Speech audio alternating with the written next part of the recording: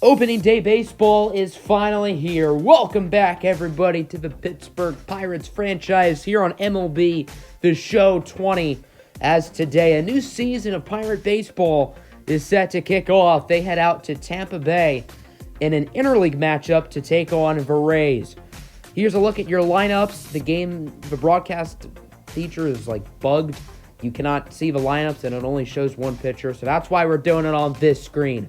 Let's start at the top of the first. Bryan Reynolds, the leadoff hitter for Pittsburgh, immediately rips a single into center.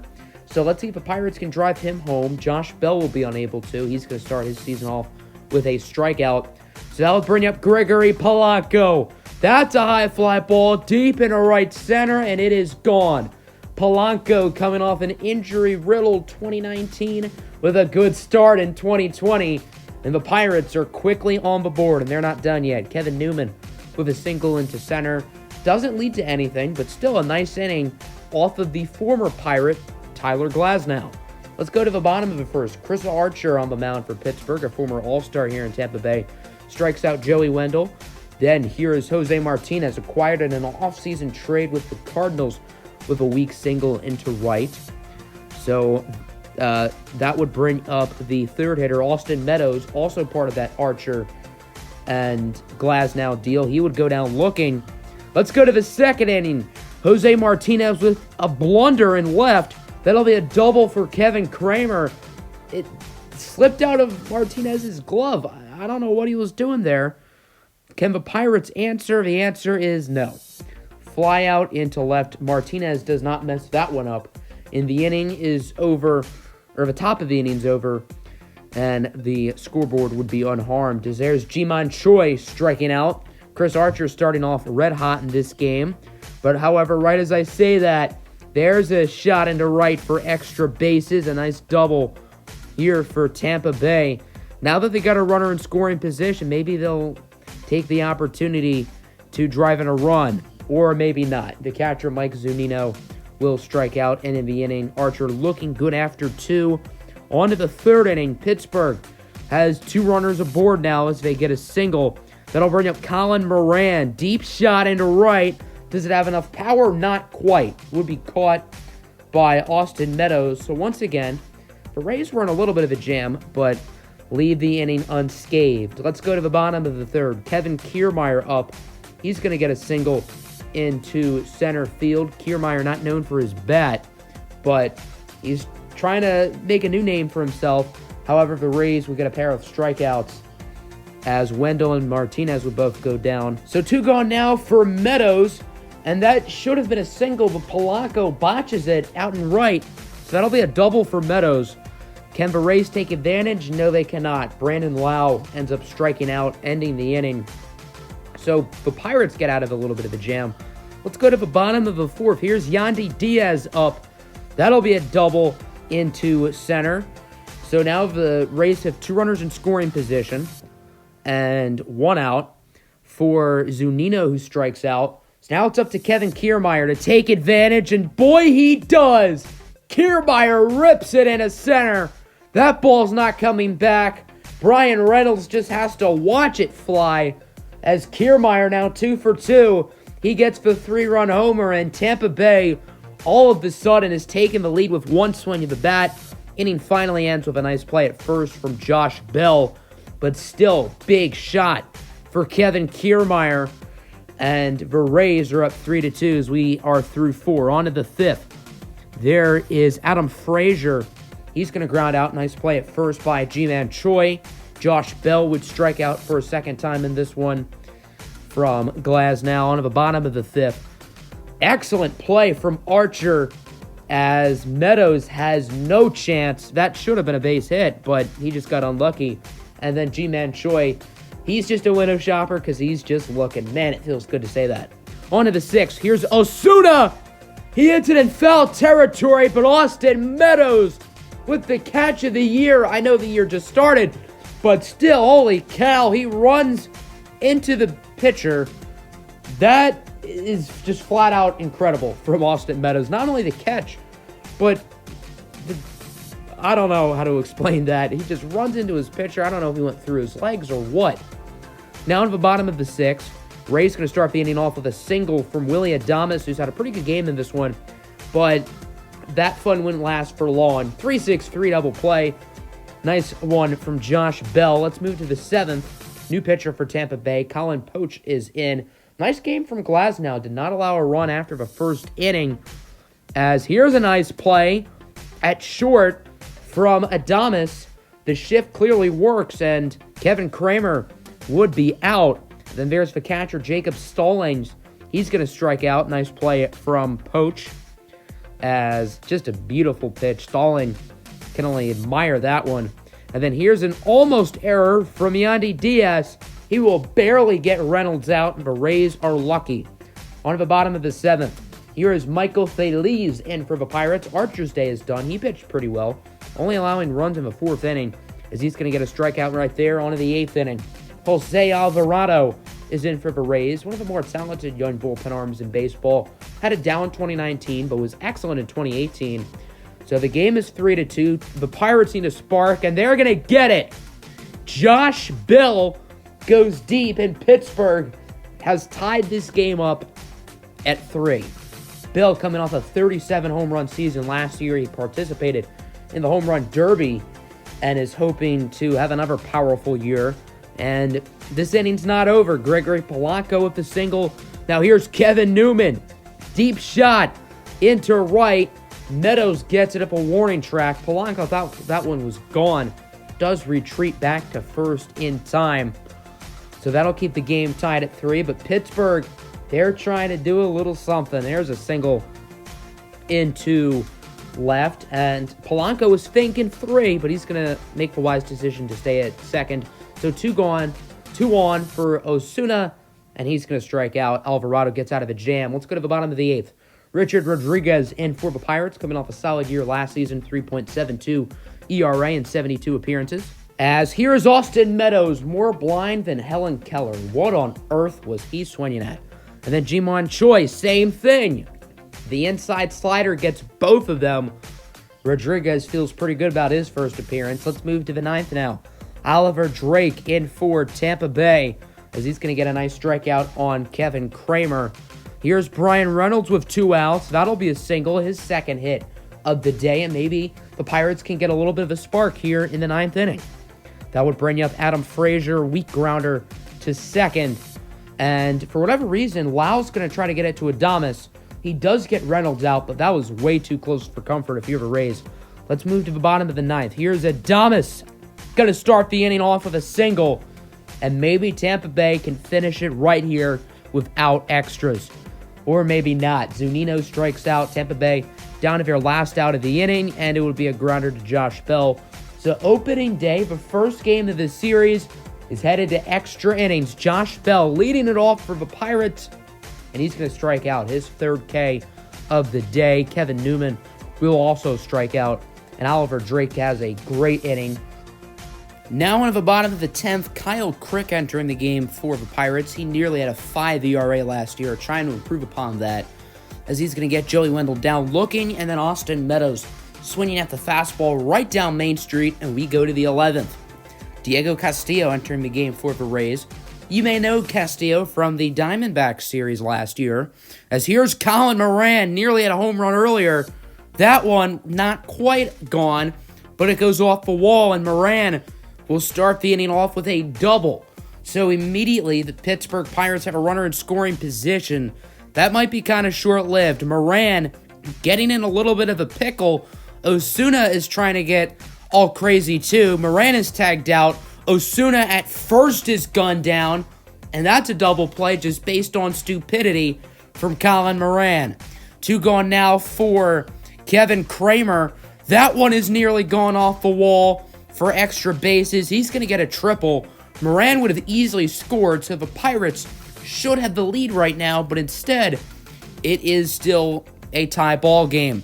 And then Reynolds will strike out, so this game remains tied as we go to the 11th. And here comes Ji-Man Choi. If it's fair, it's over. Off the foul pole, Rays win it. Ji-Man Choi with the walk-off shot. And the Tampa Bay Rays are going to start the season off 1-0. What a game. Pittsburgh should have had this one in the bag, but Ji-Man Choi, the hero, and Tampa Bay will get a big opening day win over their interleague foe, Pirates.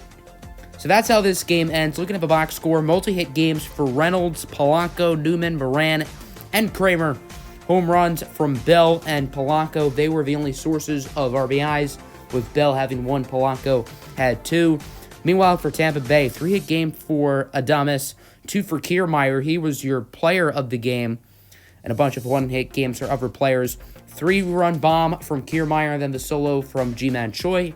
All RBIs in this game were based on home runs. Chris Archer, I feel, played pretty well outside of the Kiermaier home run. Was excellent, 11 strikeouts. And then outside of the Crick home run, the bullpen was great. Meanwhile, for Tampa Bay, Glasnow had a very solid game. Only 4 strikeouts, though. And then the bullpen did their job. The only one to allow a run was Alvarado. So we're not just doing opening day today because I want to speed through Season 1. We're going to get through the first week of April, including the home opener in this one.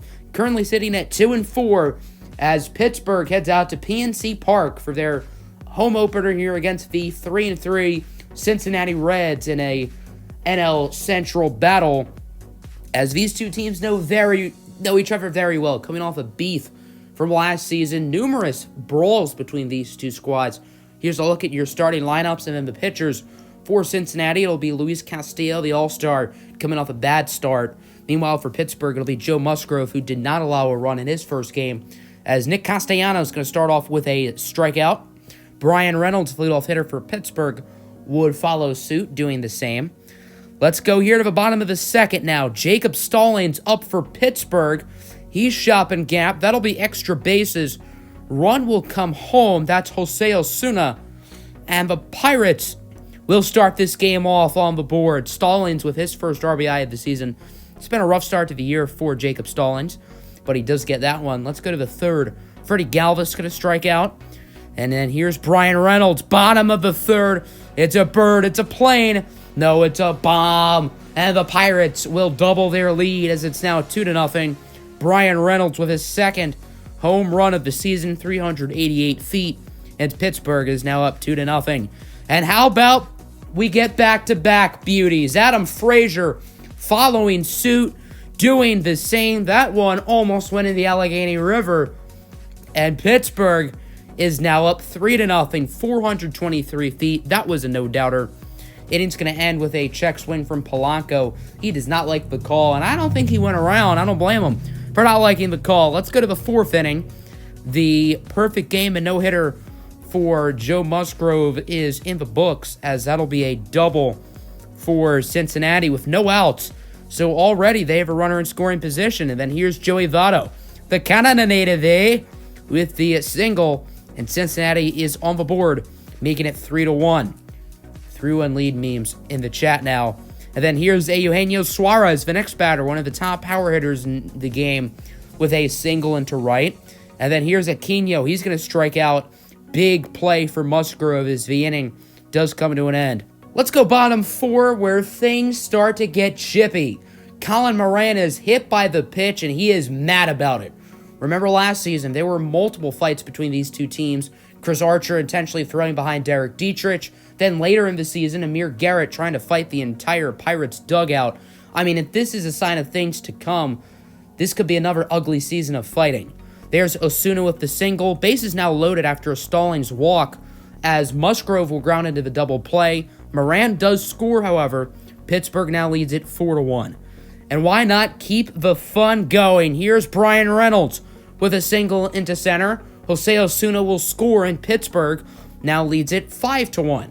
Osuna scores for a second time in this game. Second RBI of the day for Reynolds. Let's move on to the fifth inning, with Pittsburgh having a comfortable 4-run lead, as Cincinnati wants to get back in this game, and this is a good start. A double into right field for Freddie Galvis. A few batters later, here is the offseason signing from Japan, Shogo Akiyama, pinch hitting for Luis Castillo. That'll be a single into right. Galvis scores. Lead is cut down to 3. Nice hit right there from the young rookie. Here's Jesse Winker now with 2 runners on. He'll ground into a 6-4-3 double play. Musgrove gets out a little bit of the jam. On to the bottom of the fifth, Jose De Leon is in the game here for Cincinnati. I didn't get the clip, so you'll have to deal with that graphic instead, as he's going to strike Josh Bell out on the low changeup. And here's a look at Luis Castillo's numbers. Not great. 4 innings. He allowed 5 earned runs, only 3 strikeouts. Really slow start to the season for him. Definitely not what he expected to see. Let's go to the 6th inning now. That's an absolute nuclear moonshot for Jacob Stallings. 438 feet, his first home run of the season, and that wasn't even close. I mean, he knew that was gone once it touched the bat, and I think everybody in this stadium knew it was gone. Just a matter of it being fair or foul. I mean, that hit the top level of that little deck area, and it is now 6-2. Joe Musgrove staying in the game, and he's going to let that one drop in a left over the head of Galvis for a single. So even the pitcher getting on base with a hit. Inning would end, however, as Brian Reynolds swings at an ugly pitch. Let's go to the 7th now. 2 on, no outs for Barnhart, as the Pirates try to turn the double play, but it doesn't work. Everybody's safe, and the bases are juiced. Bad decision by the second baseman, and the Reds will take advantage. Bell does get the force out at first, but a run scores, making it 6-3, and Cincinnati's not done yet. Here's Nick Castellanos. That one's going to go in left to come home, and Cincinnati is all of a sudden only down by 1. That'll end the day for Joe Musgrove. 6 1/3 innings, only allowing 5 earned runs. I mean, he pitched well before this inning, as the new manager Derek Shelton in his first season going to take his pitcher out of the game, and Michael Feliz is going to come in. He has not allowed a base runner yet, which is extremely impressive through 4 starts, 4 innings, 4 Ks, and nobody has reached base yet.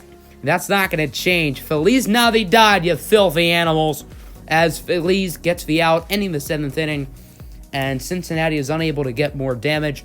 So on to the bottom of the 7th, Robert Stevenson into the game for Cincinnati. 1 inning so far pitched this season, and he's done pretty well.